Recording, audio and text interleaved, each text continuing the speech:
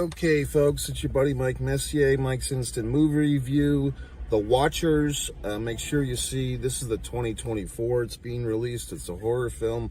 It's one of those movie titles that there's probably dozens of movies with the title The Watcher or The Watchers. I mean, way back when, there was something called Watcher in the Woods, I think, or Something Wicked This Way Comes. Oh, geez, my light just went out. What the hell? Oh! Anyway, so should you see this movie? If you're a horror fan, I think this is a good one to see. If you're not a horror fan, I would even say this movie does not go terribly heavy on the gore. It's not terribly bloody.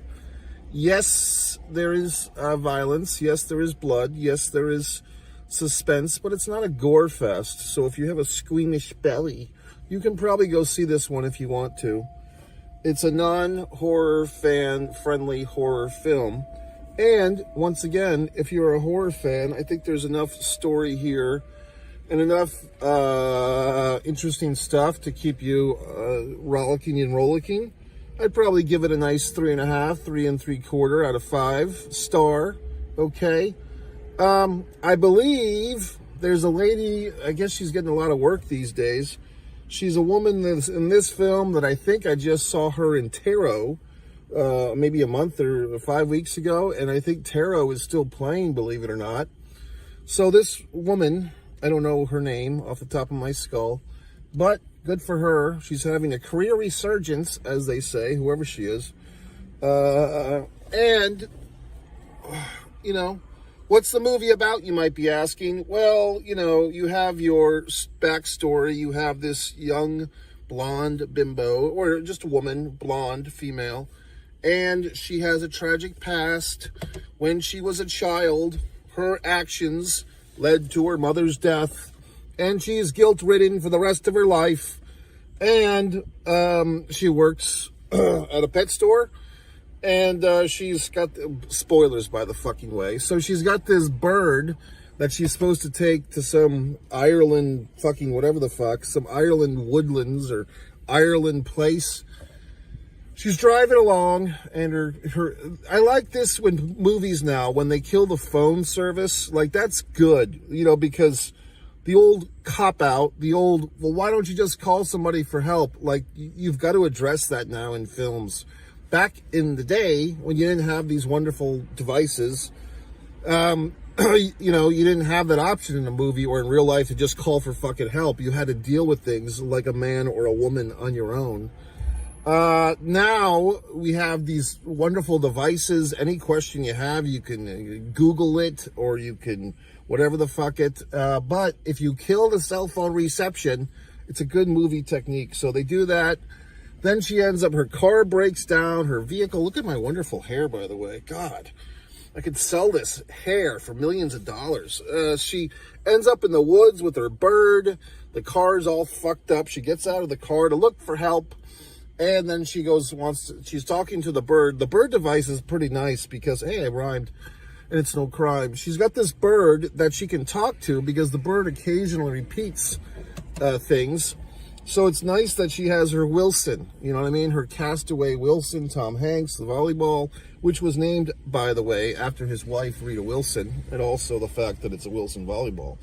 But in any regard, she's talking to the bird, and so we get some nice exposition, meaning we get to know this lady in a matter of moments. Also, she's a bit of a tawdry slut. She has a nice little one-night stand with some interesting bloke, some guy. She puts on a wig. She pretends to be a ballerina, and she fornicates. But we don't get to see a nice hot sex scene. We don't get that priviness. I think this movie was rated PG-13. If they did give us that priviness, it would probably be rated R. But we don't get the fun. So we move on, and she ends up in the woods, and she starts hearing all this craziness and these bats or whatever the fucks.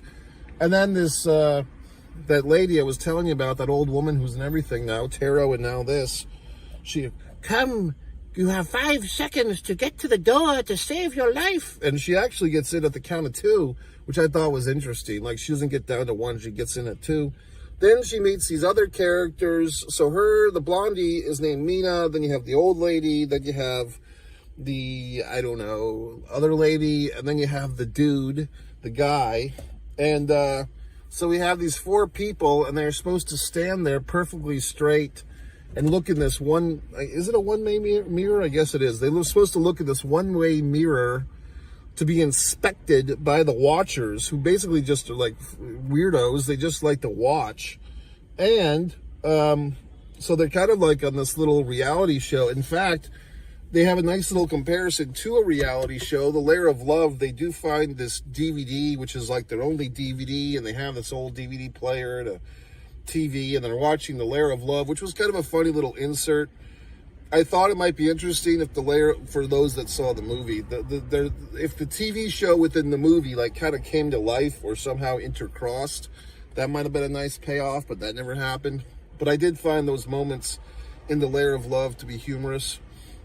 We do eventually see these watcher creatures. They're basically, I mean, it's like, I guess there's only so many things you can do with monsters or creatures, but they all seem to like go back and forth between walking on 4 legs, walking on 2 legs. Their limbs elongate, meaning get longer. These particular watchers are shapeshifters. They're changelers. They can take on the face of someone that they're stalking type of deal. So we experience that.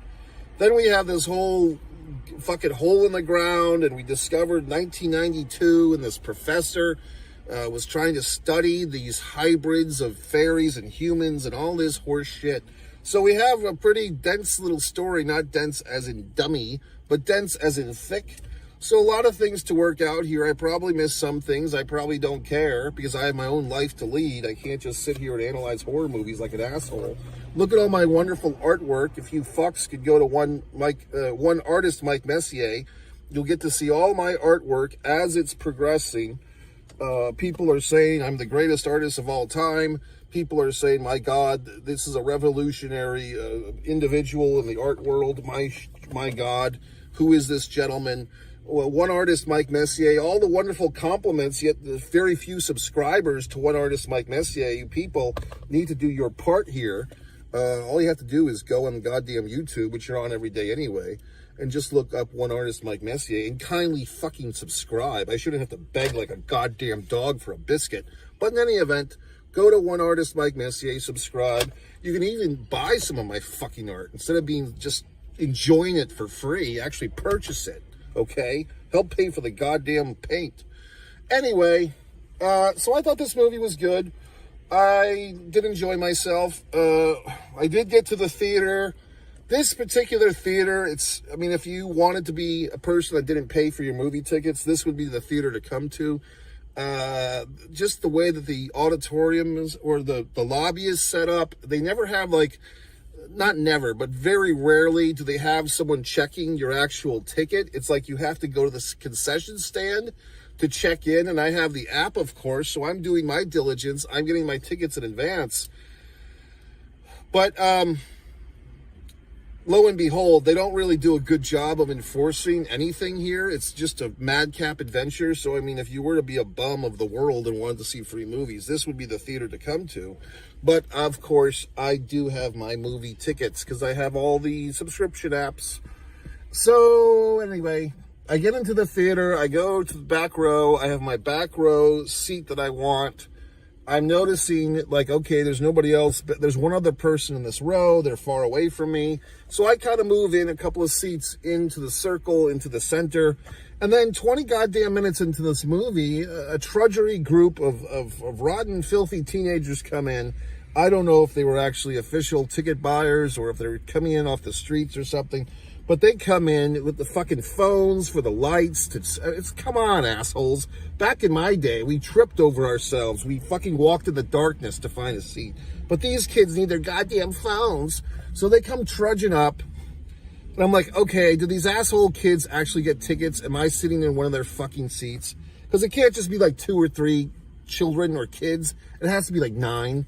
And then I'm like, I'm starting to fucking move to give these fucks the chair. The guy's like, oh, the kid, whatever the fuck.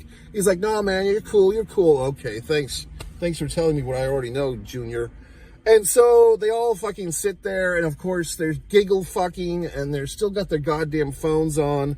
And eventually they kind of settled in and were somewhat respectful, but I just couldn't tolerate them. I was just like, okay, I'll wait for a break in the action. I don't want these little goddamn children to feel bad. But I just properly stood up and moved.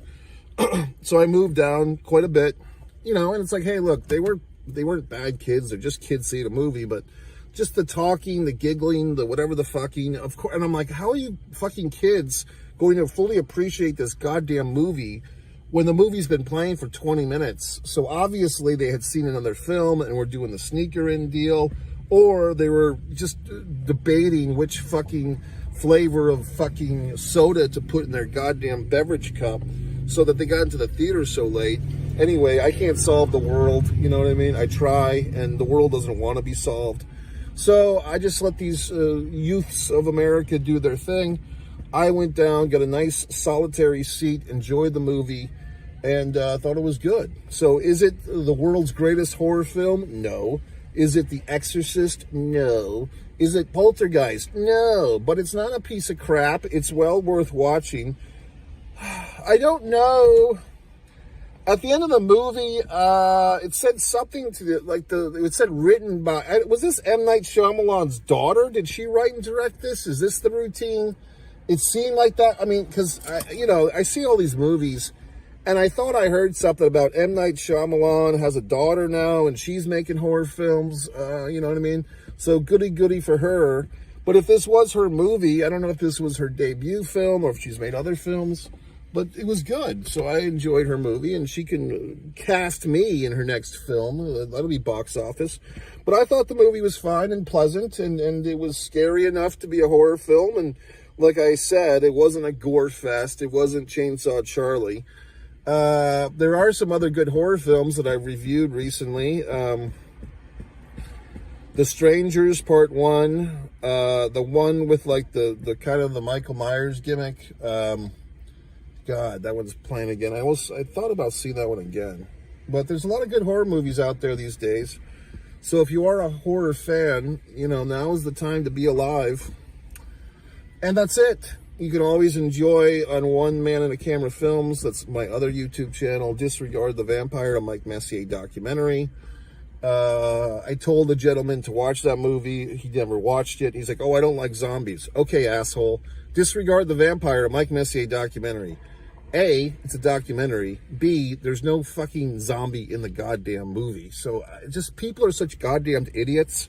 It's hard for me to live in this world at times because I feel like I'm swimming in a pool full of bricks, just dealing with people that just make up their own goddamn thoughts. And it's like, your thoughts are so incorrect. How can you even live? But anyway, I do my best. I suffer through, you know, just acknowledging the suffering can sometimes make me feel better. It's just, you know, swimming in concrete of other people's ignorance and stupidity. Yet, somehow I make a wave. So that's it, folks. MikeMessier.com. This wonderful film. Go see it or don't.